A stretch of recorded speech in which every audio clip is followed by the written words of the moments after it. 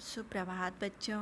आशा है कि आप सब लोग ठीक होंगे और घर पर अपनी पढ़ाई भी कर रहे होंगे।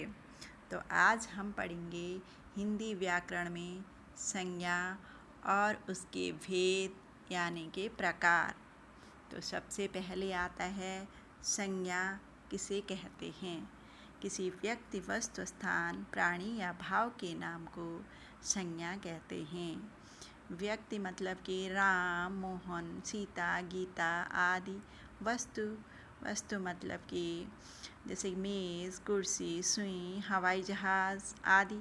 स्थान मतलब कि दुनिया का छोटा सा छोटा गांव और बड़े से बड़ा देश भी, जैसे टिहरी, दिल्ली, लंदन आदि। प्राणी यानी कि चींटी, कुत्ता, बिल्ली, हाथी आदि। और भाव यानी कि खुश होना, दुखी होना, क्रोधित होना, प्रसन्नचित होना, हंसना, रोना आदि। तो ये सब शब्द संज्ञा शब्द कहलाते हैं। अब आता है संज्ञा के भेद। संज्ञा 5 प्रकार की होती है। संज्ञा के भेद 5 हैं। सबसे पहले है व्यक्तिवाचक संज्ञा। जिन संज्ञा शब्दों से किसी व्यक्ति विशेष या स्थान या वस्तु विशेष का बोध होता है उसे व्यक्तिवाचक संज्ञा कहते हैं। जैसे स्वाति पत्र लिख रही है, तो स्वाति एक लड़की है, वह पत्र लिख रही है। अब दूसरा उदाहरण है गंगा का जल पवित्र माना जाता है। तो नदियाँ तो बहुत सारी हैं, लेकिन यहाँ पर किसके बारे में बात हो रही है?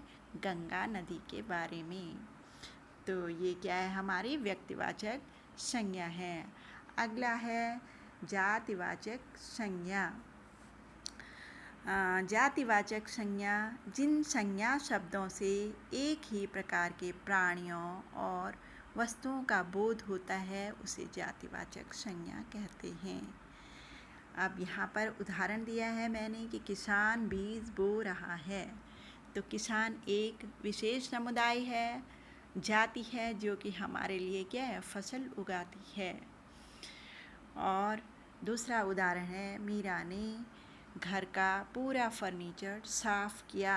तो घर में तो बहुत सारी चीज़ें होती है ना, तो फर्नीचर विशेष में क्या आता है? हमारा बेड, सोफ़ा, कुर्सी, मेज़ आदि फर्नीचर में आता है। तो यहाँ पर एक विशेष प्रकार की वस्तुओं और प्राणियों के बारे में बात हो रही है, तो इसे हम जातिवाचक संज्ञा कहते हैं। नंबर 3 पर आता है हमारा भाववाचक संज्ञा।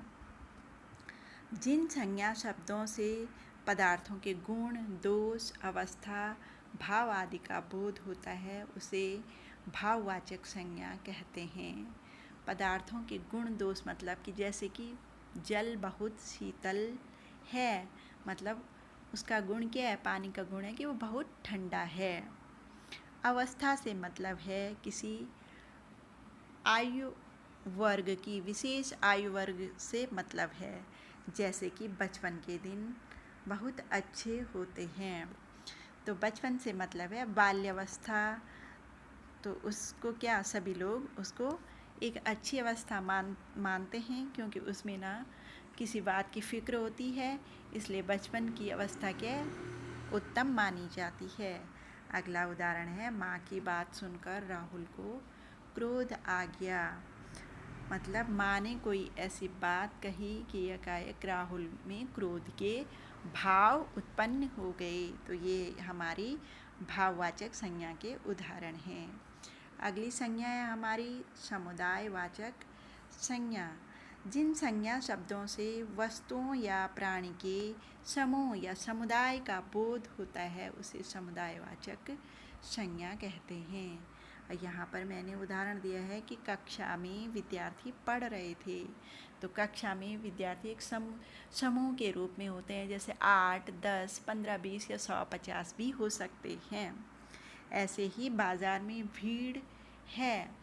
तो बाज़ार में भीड़ से मतलब है कि 10, 12, 14, 18, 20 या 100, 50 की कोई भीड़ जमा हो तो उसे हम क्या है? एक समुदाय का नाम देते हैं, तो इसे हम समुदायवाचक संज्ञा कहते हैं। और अंतिम और 5वां भेद है संज्ञा का द्रव्यवाचक संज्ञा।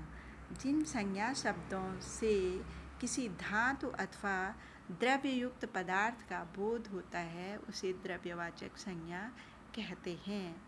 अब धातु तो तुम सभी जानते हो, जैसे कि लोहा, सोना, चांदी, तांबा, पीतल आदि। और अगला है द्रव्य।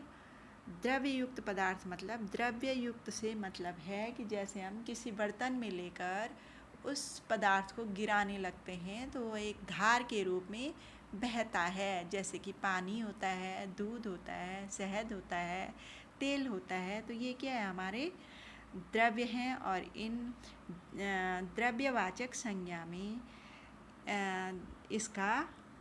इसका जिक्र किया गया है, जैसे कि आजकल सोना बहुत महंगा है तो धातु के बारे में बात हो रही है। तो ये क्या हमारी द्रव्यवाचक संज्ञा है। ऐसे ही दूसरा उदाहरण है कि दूध में कुछ पड़ा है, तो दूध एक तरल पदार्थ है और यह भी हमारे द्रव्यवाचक संज्ञा का उदाहरण है। इस प्रकार से बच्चों ये थे हमारे संज्ञा और उसके भेद। आशा है कि तुम्हें समझ में आ गया होगा और अब इसको तुम सुंदर राइटिंग में अपनी कॉपी में इसको उतारना और याद भी करना। ठीक है, ओके, बाय बाय।